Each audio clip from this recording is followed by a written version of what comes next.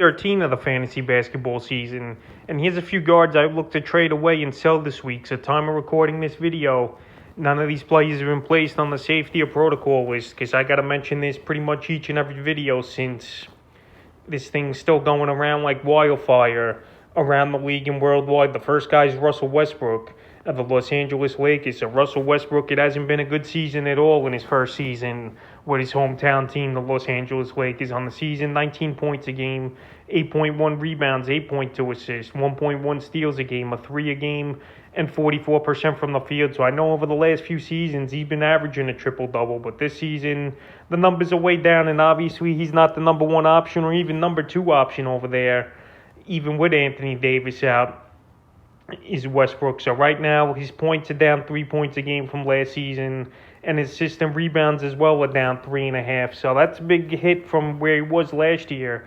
And the last couple weeks here, it's been mediocre numbers for Westbrook. 15.6 points a game, 9.1 rebounds, 8.6 assists a game, and only 40% from the field. So right here, I think a change of scenery makes sense for Westbrook. He just don't fit this Laker team, him and LeBron James. They're both ball-dominant guards, obviously, both these players.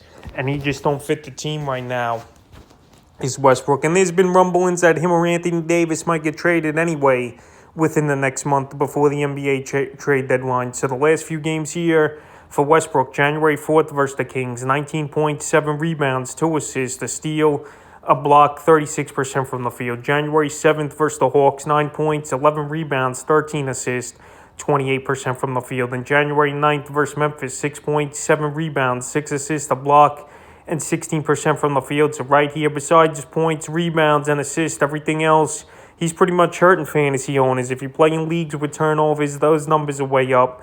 His field goal percentage over the last few games here has been a total disaster. And he's not really scoring the basketball much either. So right now, if I could just trade Westbrook and get something of decency, even though his value's low, this is a time to do it because I don't think we're going to see much better than we're getting from him. Of course, he'll have some decent games here and there, but it's not going to be the numbers that you're used to seeing in Westbrook putting up. The next guard I would sell this week, Anfernee Simons of the Portland Trailblazers. So what a breakout season here for Simons. 14.1 points a game, 2.7 rebounds, 2.9 assists, 2.4 threes a game, and 44% from the field. But the last couple weeks here, he's hit another gear, is Simons. 24.3 points a game, 3.5 rebounds, 7.2 assists, 4.3 threes a game, and 47% from the field. So right now, he's like a mini Damian Lillard with Lillard out. But the thing is, once Lillard comes back, obviously Simons' playing time is going to go down. And the touches as well. He's still going to be a decent fantasy option, but no way, in my opinion, he's going to be putting up these numbers like he has over the last 5 or 6 games here, Simon. So right now, he's a perfect sell-high candidate. And if you could get a guy who you know is consistent and who you know is going to be good for the rest of the season and have a major role in fantasy basketball, this will be the time to do it. So the last few games here for Simon, January 7th versus the Cleveland Cavs, 14 points, 3 rebounds, 7 assists, a steal, a block, 2 threes, 40% from the field. January 9th versus the Kings, 31 points, 3 rebounds, 6 assists, 7 threes, 58% from the field. And January 10th versus the Nets, 23 points, 6 rebounds, 11 assists, 2 threes, and 41% from the field. So right here, no doubt about it, great numbers for Simons. But like I mentioned, with Lillard coming back and McCollum eventually, there's no way these numbers are going to stay at this pace. So while he's at peak value, it's a perfect time to sell him high in the third and final guard.